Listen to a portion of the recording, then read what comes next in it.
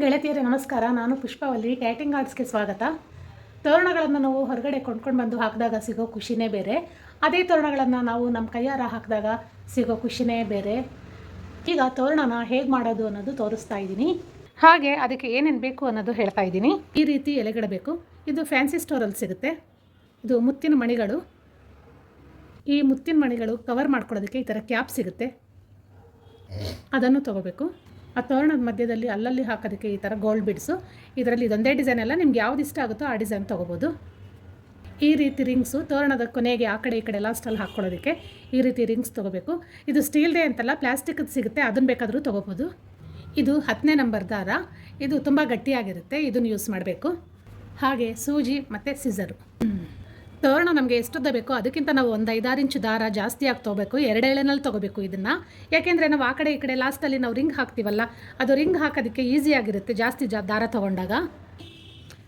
ನಮಗೆ ಬೇಕಾದಷ್ಟು ದಾರ ತೊಗೊಂಡಿದ್ದಾದಮೇಲೆ ಕೊನೆಯಲ್ಲಿ ಈ ರೀತಿಯಾಗಿ ಗಂಟು ಹಾಕ್ಕೋಬೇಕು.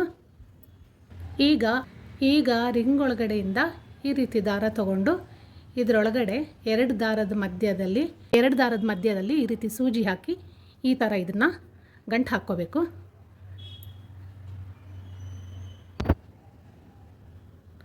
ನೋಡಿ, ಈ ರೀತಿಯಾಗಿ ಹಾಕ್ಕೋಬೇಕು. ಇದನ್ನು ಹಾಕ್ಕೊಳ್ಳೋವಾಗ ಈ ರಿಂಗಲ್ಲಿ ನೋಡಿ, ಇಲ್ಲಿ ಜಾಯಿನ್ ಬರುತ್ತೆ, ಅಲ್ಲಿಗೆ ನಾವು ದಾರ ಹಾಕಬಾರ್ದು, ಅದರ ಆಪೋಸಿಟ್ ಹಾಕ್ಕೋಬೇಕು. ಮತ್ತು ಈ ಸೂಜಿ ಒಳಗಡೆ ಹಿಂಗೆ ರಿಂಗ್ ಒಳಗಡೆ ಈ ರೀತಿ ದಾರ ತೊಗೊಂಡು ಮತ್ತೆ ಈ ರೀತಿ ನಾಟ್ ಹಾಕಬೇಕು. ಈ ರೀತಿ ಒಂದು 2-3 ನಾಟ್ ಹಾಕ್ಕೋಬೇಕು. ಈಗ ಸ್ಟಾರ್ಟಿಂಗಲ್ಲಿ ಇದಕ್ಕೆ ಇದು 2 ಗೋಲ್ಡ್ ಬೀಡ್ಸ್ ಹಾಕಬೇಕು. ಇದಾದಮೇಲೆ ಇದು ಒಂದು ಕ್ಯಾಪ್ ಹಾಕ್ಕೋಬೇಕು. ಕ್ಯಾಪ್ ನೋಡಿ ಈ ರೀತಿ ಇರಲಿ. ಈ ರೀತಿ ಹಾಕ್ಕೊಂಡಾಗ ಇದರೊಳಗಡೆ ಮುತ್ತು ಕೂತ್ಕೊಳ್ಳುತ್ತೆ ನೀಟಾಗಿ.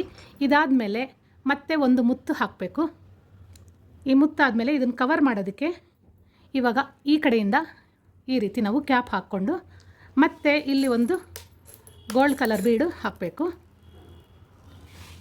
ಇದಕ್ಕೆ ಸ್ಟಾರ್ಟಿಂಗಲ್ಲಿ ಮಾತ್ರ 2 ಬೀಡ್ಸ್ ಹಾಕ್ಕೊಳ್ತೀವಿ ನಾವು, ಆಮೇಲೆ ಮಧ್ಯದಲ್ಲಾದರೂ ಒಂದೊಂದೇ ಬೀಡ್ ಹಾಕ್ಕೊಳ್ಳೋದು. ಇದು ಒಂದು ಬೀಡ್ ಆದಮೇಲೆ ಮತ್ತೆ ಇವಾಗ ಒಂದು ಈ ಎಲೆ ಹಾಕ್ಕೊಳ್ತೀವಿ. ಎಲೆ ಹಾಕಿದ್ದಾದಮೇಲೆ ಎಲೆ ಈ ಕಡೆಗೆ ಒಂದು ಗೋಲ್ಡ್ ಬೀಡ್ ಬಂದಿದೆ. ಇವಾಗ ಈ ಕಡೆಗೆ ಮತ್ತೆ ಇನ್ನೊಂದು ಗೋಲ್ಡ್ ಬೀಡು ಹಾಕ್ಕೋಬೇಕು. ಗೋಲ್ಡ್ ಬೀಡು ಹಾಕಿದ್ದಾದಮೇಲೆ ಮತ್ತೆ ಒಂದು ಕ್ಯಾಪ್ ಹಾಕಬೇಕು, ಮತ್ತೆ ಒಂದು ಮುತ್ತಾದಮೇಲೆ ಇನ್ನೊಂದು ಕ್ಯಾಪು. ಇವಾಗ ಒಂದು ಗೋಲ್ಡ್ ಬೀಡ್ ಹಾಕಿದ್ದಾದಮೇಲೆ ಮತ್ತು ಒಂದು ಎಲೆ ಹಾಕಬೇಕು. ಎಲೆ ಹಾಕಿದ್ದಾದಮೇಲೆ ಮತ್ತೆ ಇನ್ನೊಂದು ಗೋಲ್ಡ್ ಬೀಡು. ಈ ಗೋಲ್ಡ್ ಬೀಡ್ ಹಾಕಿದ್ದಾದಮೇಲೆ ಒಂದು ಕ್ಯಾಪು, ಮುತ್ತು ಮತ್ತು ಇನ್ನೊಂದು ಕ್ಯಾಪು. ಈ ರೀತಿ 10 ಎಲೆಗಳು ಬರೋ ತನಕ ಹಾಕ್ಕೋಬೇಕು. 10 ಎಲೆಗಳಾದಮೇಲೆ ಇಲ್ಲಿ 2 ಬೀಡ್ಸ್ ಹಾಕಿದ್ದೀನಿ, ಗೋಲ್ಡ್ ಬೀಡ್ಸು. ಮತ್ತೆ ಇವಾಗ ಇದರಲ್ಲಿ ಒಂದು ರಿಂಗ್ ಹಾಕ್ಕೋಬೇಕು. ಈ ರೀತಿ ಒಂದು ರಿಂಗ್ ಹಾಕ್ಕೊಂಡು ಇದಕ್ಕೆ 1-2 ನಾಟ್ ಹಾಕ್ಕೋಬೇಕು. ಈ ರೀತಿ ಸೂಜಿ ಹಾಕ್ಕೊಂಡು ದಾರ ಎಳ್ಕೊಂಡಿದ್ದಾದಮೇಲೆ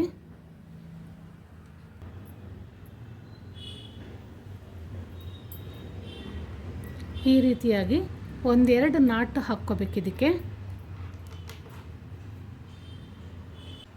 ಈ ರಿಂಗ್ಗೆ ನಾಟ್ ಹಾಕಿದ್ದಾಗಿದೆ. ಯಾವಾಗಲೂ ಅಷ್ಟೇ ನಾವು ರಿಂಗ್ ಹಾಕೋವಾಗ ಇಲ್ಲಿ ಜಾಯಿಂಟ್ ಇರುತ್ತಲ್ವ, ನೋಡಿ ಕಾಣಿಸ್ತಾ ಇದೆ ಅಲ್ವಾ, ಇಲ್ಲಿ ಜಾಯಿಂಟ್ ಇರೋ ಕಡೆ ನಾವು ದಾರ ಹಾಕಬಾರ್ದು.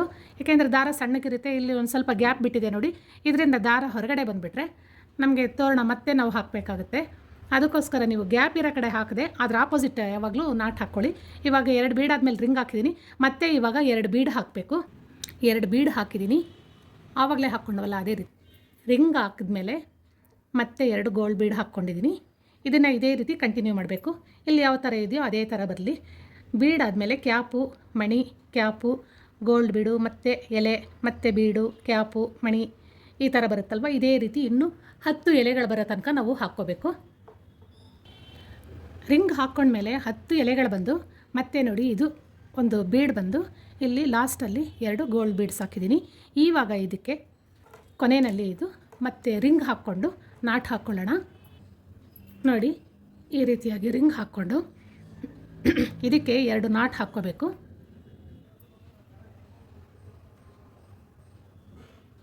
ಟೈಟಾಗಿ ಎಳಿಬೇಕು. ಇದು ಮಣಿ ಪಕ್ಕದಲ್ಲೇ ಇಲ್ಲಿ ಬಂದು ಕೂತ್ಕೋಬೇಕು.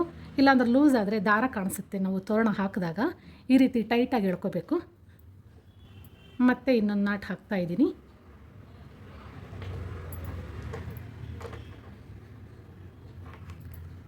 ಈಗ ತೋರಣ ಆಗಿದೆ ನೋಡಿ. ಇಲ್ಲೊಂದು ರಿಂಗು ಇಲ್ಲೊಂದು ರಿಂಗ್ ಬಂದಿದೆ. ಈ ರೀತಿ ಇದೇ ಶೇಪಲ್ಲಿ ಬರುತ್ತೆ. ನಾವು ಬಾಗಿಲಿಗೆ ಹಾಕಿದಾಗ ಒಂದು 20 ನಿಮಿಷ ನಾವು ಟೈಮ್ ತೊಗೊಂಡ್ರೆ ಎಲ್ಲ ಸಾಮಾನುಗಳು ಇಟ್ಕೊಂಡು 20 ನಿಮಿಷಕ್ಕೆ ಆಗೋಗುತ್ತೆ. ಇವಾಗ ಸೆಕೆಂಡ್ ಸ್ಟೆಪ್ ತೋರಿಸ್ತಾ ಇದ್ದೀನಿ. ಕೊನೆಯಲ್ಲಿ ನಾನು ದಾರ ಕಟ್ ಮಾಡಿಲ್ಲ. ಇವಾಗ ಇದಕ್ಕೆ ಮತ್ತೆ 2 ಸಣ್ಣದು ಗೋಲ್ಡ್ ಬೀಡ್ ಹಾಕ್ತಾಯಿದ್ದೀನಿ. ನಾರ್ಮಲಾಗಿ ಇವಾಗ ಹಾಕ್ಕೊಂಡಿದ್ದೆ ಅಲ್ವಾ, ಅದೇ ಥರ ಗೋಲ್ಡ್ ಬೀಡು 2 ಹಾಕ್ತಾಯಿದ್ದೀನಿ. 2 ಹಾಕಿದಾದಮೇಲೆ ಮತ್ತೆ ಕ್ಯಾಪ್ ಹಾಕಬೇಕು. ಕ್ಯಾಪ್ ಹಾಕಿದ್ಮೇಲೆ ಮತ್ತೆ ಮುತ್ತಿನ ಮಣಿ. ಇವಾಗ ಮತ್ತೆ ಇನ್ನೊಂದು ಕ್ಯಾಪು. ಈ ಕ್ಯಾಪ್ ಆದಮೇಲೆ ಮತ್ತೆ ಇನ್ನೊಂದು ಮಣಿ. ಇದೇ ರೀತಿ 5 ದಪ್ಪದ ಮುತ್ತಿನ ಮಣಿಗಳು ಬರಬೇಕು. 5 ಬರೋ ತನಕ ಹಾಕ್ಕೋಬೇಕು ನೋಡಿ. ಇದು 5 ಮುತ್ತಿನ ಮಣಿಗಳು ಬಂದಿದೆ. ಇದಾದಮೇಲೆ ಕೊನೆಯಲ್ಲಿ ಒಂದು ಗೋಲ್ಡ್ ಬೀಡ್ ಹಾಕಿದ್ದೀನಿ. ಇವಾಗ ಇದಕ್ಕೆ ಒಂದು ಎಲೆ ಸೇರಿಸ್ಕೋಬೇಕು. ಎಲೆ ಸೇರಿಸಿದಾಗಿದೆ ನೋಡಿ.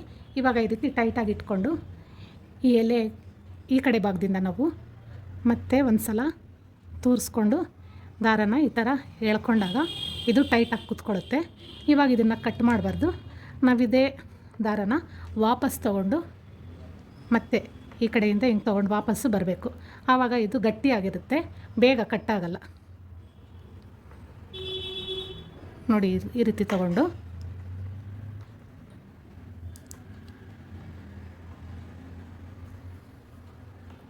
ವಾಪಸ್ ಬರಬೇಕು. ಹಿಂಗೆ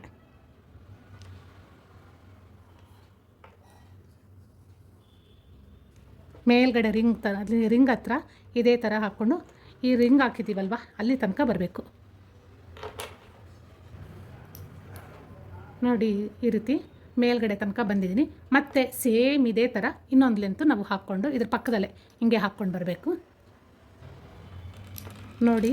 ಕೊನೆ ರಿಂಗಿಗೆ ನಾನು ಈ ರೀತಿ 2 ಎಳೆಗಳನ್ನ ಹಾಕಿದ್ದೀನಿ. ಇದೇ ರೀತಿ ಇನ್ನೊಂದು ಕಡೆ ಕೊನೆಗೆ ಇದೇ ರೀತಿ ಹಾಕ್ಕೋಬೇಕು 2 ಲೈನು. ಗೆಳತಿಯರೇ, ತೋರಣ ರೆಡಿಯಾಗಿದೆ.